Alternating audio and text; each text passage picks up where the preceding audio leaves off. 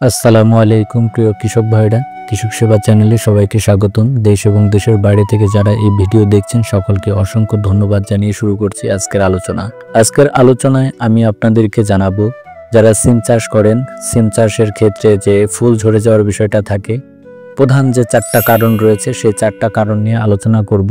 যে 4টা কারণে কিন্তু আমাদের জমি থেকে, আমাদের সিম গাছ থেকে ফুল ঝরে পড়ে যায় এবং সেই ফুল থেকে আমরা সিম পাই না।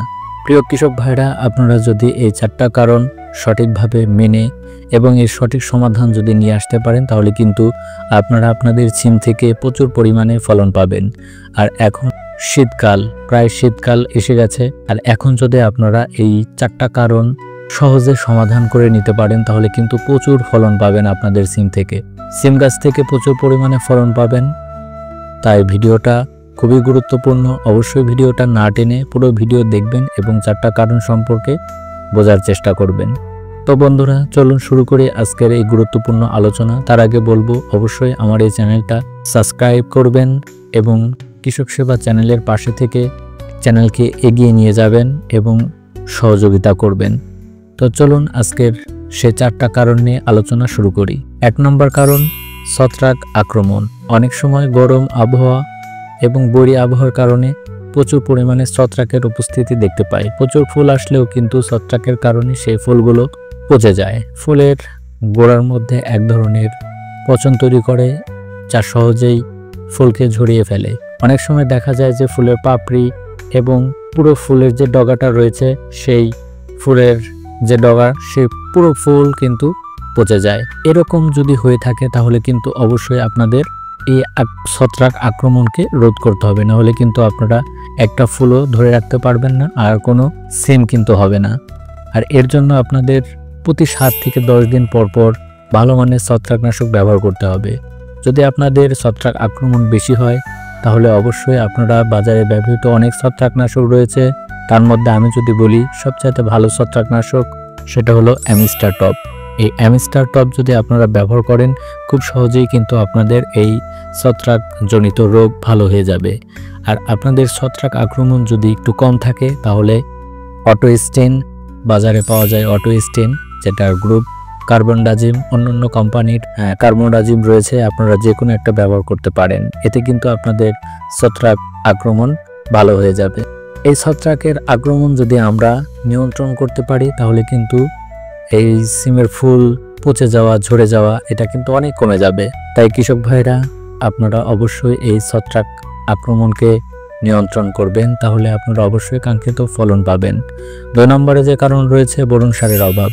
এই বোরন সার যদি আমরা সারের সাথে জমি প্রস্তুতের সময় ব্যবহার না করে থাকি, তাহলে অনেক সময় কিন্তু দেখা যায় যে গাছের ফুল আসছে কিন্তু ফুলগুলো গাছ ধরে রাখতে পারছে না। এর প্রধান কারণ যদি বলি, তাহলে কিন্তু এই বোরন সারের ঘাটতিতে হয়ে থাকে। ছত্রাকের আক্রমণ যদি না থাকে, তারপরে যদি আপনাদের গাছের ফুল ঝরে যায়, তাহলে বুঝতে হবে যে বোরন সারের ঘাটতি রয়েছে। বোরন গাছের ফুল ফল ধরার জন্য খুব দরকারি। এর অভাবে ফুল ঝরে যায় এবং সেই ফুল থেকে ফল কিন্তু আসে না। আর এর জন্য আপনাদের বোরনের ঘাটতি পূরণ করতে হবে। আপনারা যদি সারের সঙ্গে প্রয়োগ না করে থাকেন, তাহলে কিন্তু স্প্রে করার মাধ্যমে এর ঘাটতি পূরণ করতে পারবেন। প্রতি লিটার পানিতে 1 গ্রাম বোরিক অ্যাসিড বা সোলোবোরন মিশিয়ে পাতায় স্প্রে করতে হবে। 15 দিন পর পর আপনারা এই বোরন স্প্রে করবেন। এতে করে দেখবেন আপনাদের যে ফুল পড়ে যাওয়া সেটা কমে যাবে এবং ফুলের মধ্যে কিন্তু সিম আসবে। এইভাবে কিন্তু আমরা আমাদের জমির ফলন বৃদ্ধি করতে পারি, আর খুব সহজেই কিন্তু আমাদের ফুল ঝরা বন্ধ করতে পারি। এটা খুব সাধারণ বিষয়। অবশ্যই আপনাদেরকে বুঝতে হবে যে কি কারণে আমাদের জমির ফুল ঝরে যাচ্ছে। 3 নম্বর যে কারণ রয়েছে, পোকার আক্রমণ। এই পোকার আক্রমণ হলে কিন্তু ফুল ঝরে যায়। ছত্রাকের আক্রমণ যদি না থাকে, বোরনের ঘাটতি যদি না থাকে, তারপরে যদি আপনাদের জমির ফুল পড়ে যায় বা ফুল ঝরে যায়, তাহলে আপনাদের বুঝতে হবে যে ফুলের মধ্যে ছোট ছোট পোকার আক্রমণ রয়েছে। এর মধ্যে যে পোকাগুলো আক্রমণ করে, তার মধ্যে থ্রিপস পোকা রয়েছে। এটা খুবই ক্ষুদ্র একটা পোকা। এই ছোট্ট পোকা কিন্তু আমাদের ফুলের অনেক ক্ষতি করে থাকে। তারপরে আরেকটা পোকা রয়েছে, জ্যাসিড। এই পোকাও কিন্তু খুব ছোট পোকা। এই পোকাগুলো যদি ফুলের মধ্যে আক্রমণ করে, তাহলে কিন্তু গোড়া থেকে ফুলের যে গোড়া রয়েছে সেটা কেটে দেয় এবং ফুলটা ঝরে পড়ে যায়। তারপরে রয়েছে ফল ছিদ্রকারী পোকা। এই পোকা কিন্তু ফুলও নষ্ট করে, সাথে ফলকেও নষ্ট করে দেয়, দুইটাই নষ্ট করে। আর এর জন্য আপনাদের ব্যবস্থা নিতে হবে। এই পোকা দমন করার জন্য আপনাদের কীটনাশক প্রয়োগ করতে হবে। এর জন্য বাজারে অনেক কীটনাশক রয়েছে, যে কীটনাশক প্রয়োগ করে খুব সহজেই থ্রিপস, অ্যাসিড এবং ফল ছিদ্রকারী পোকা দমন করা যায়। থ্রিপসের জন্য যদি বলি, সবচেয়ে কার্যকর একটা কীটনাশক সেটা হলো সাকসেস। এই সাকসেস কীটনাশক প্রয়োগ করে কিন্তু আপনারা থ্রিপস, অ্যাসিড এই পোকাগুলো নিয়ন্ত্রণ করতে পারবেন। এছাড়া ফল ছিদ্রকারী পোকার জন্য বাজারে প্রচুর পরিমাণে কীটনাশক রয়েছে। সেই কীটনাশকগুলো আপনারা 7 থেকে 10 দিন পর পর স্প্রে করবেন। এই কীটনাশকের মধ্যে যদি একটা কীটনাশকের নাম বলি তাহলে প্রোক্লেম। এই প্রোক্লেম ব্যবহার করলে কিন্তু খুব ভালো কাজ করে এই ফল ছিদ্রকারী পোকা দমনের ক্ষেত্রে। আর সিম গাছে যদি আপনারা এই ধরনের কীটনাশক প্রয়োগ করেন তাহলে কিন্তু আপনাদের গাছের কোনো ক্ষতি হবে না এবং ফুল ঝরা বন্ধ হবে। ফল ছিদ্র করার যে পোকা, সেই পোকাও কিন্তু দমন হবে। 4 নম্বর যে কারণ রয়েছে সেটা হলো আবহাওয়াজনিত কারণে। অনেক সময় আমাদের জমিতে কিন্তু পোকার আক্রমণ, বোরনের অভাব বা ছত্রাকের আক্রমণ কোনোটাই থাকে না, কিন্তু তারপরেও কিন্তু ফুল ফল ঝরে যায়। এটা কিন্তু আবহাওয়াজনিত কারণে হতে পারে। হঠাৎ অতিরিক্ত গরম বা হঠাৎ ঠান্ডা, এইসব আবহাওয়ার বা হঠাৎ অনেক বৃষ্টি, এরকম আবহাওয়ার পরিবর্তনের কারণে ফুল ঝরে যায়।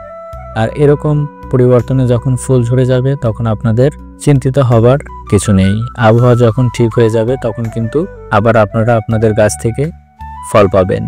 আর যদি আপনাদের এরকম আবহাওয়াজনিত কারণে ফুল ফল ঝরে যায় তাহলে আপনারা এই সময় হরমোন স্প্রে করবেন। বাজারে অনেক হরমোন রয়েছে।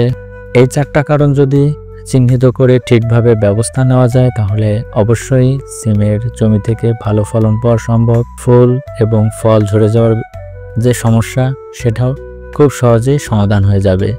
তাহলে আপনার সিম গাছে ফুল ঝরা প্রায় বন্ধ হয়ে যাবে যদি এই 4টা কারণ আমরা চিহ্নিত করে ব্যবস্থা নিতে পারি। আর যখন আমাদের ফুল ঝরা বন্ধ হবে তখন কিন্তু খুব সহজেই কিন্তু আমাদের সেই সব ফুল থেকে সিম হবে, আর তখন কিন্তু ফলনটাও বৃদ্ধি পাবে। তো বন্ধুরা, ভিডিওটা ভালো লাগলে একটা লাইক দিন, কৃষক ভাইদের সাথে শেয়ার করুন, আর কৃষি বিষয়ক এমন আরও টিপস পেতে চ্যানেলটা সাবস্ক্রাইব করুন। আজকের ভিডিওটা এ পর্যন্তই। সবাই ভালো থাকবেন, সুস্থ থাকবেন। আসসালামু আলাইকুম।